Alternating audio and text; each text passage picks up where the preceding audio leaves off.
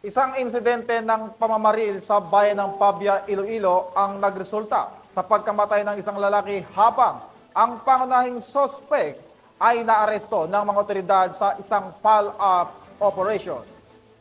Kaugnay dito, patuloy na inalam ng mga otoridad ang buong detalye ng insidente upang matukoy ang mga posibleng motibo ng pagpatay ng suspect sa naturang biktima.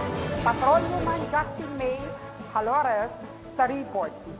Patay ang isang 35 anyos na lalaki matapos barilin sa loob ng isang parlor sa Gonzaga Street, Barangay Purok 4, Pabia, Iloilo, bandang alas 12:30 ng tanghali, nito lamang ika-1 ng Disyembre taong kasalukuyan. Ang biktima na kinilalang si alias Joven ay residente ng Barangay Sapal, San Lorenzo, Guimaras.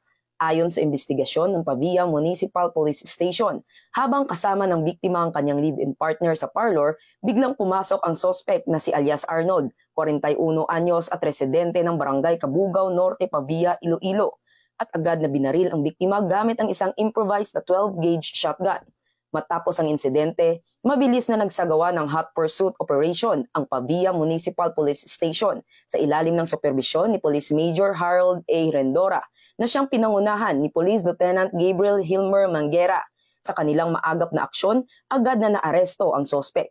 Na-recover din sa crime scene ang ginamit na armas. Idineklarang patay si alias Jove ng attending physician na si Dr. Mia May Apostol ng Rural Health Unit Pavia bandang alas 12:48 ng tanghali. Ang suspect ay dinala sa Pavia Custodial Facility para sa kaukulang disposisyon at nahaharap sa kasong isasampa laban sa kanya. Ayon sa investigador, hindi pa malinaw ang motibo ng suspect sa naturang krimen. Ngunit patuloy ang kanilang pagsisiyasat upang mabigyang linaw ang insidente. Muli namang pinamalas ang mabilis na pag-aksyon ng Pavia Municipal Police Station na naging daan sa pag-aresto sa nasabing sospek.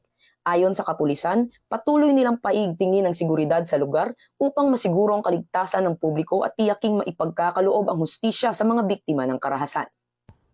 Mula rito sa Police Regional Office 6, ako ang inyong PNN Correspondent Patrolwoman Justin May Halores. Alagad ng batas, tagataguyod ng Balitang Pulis.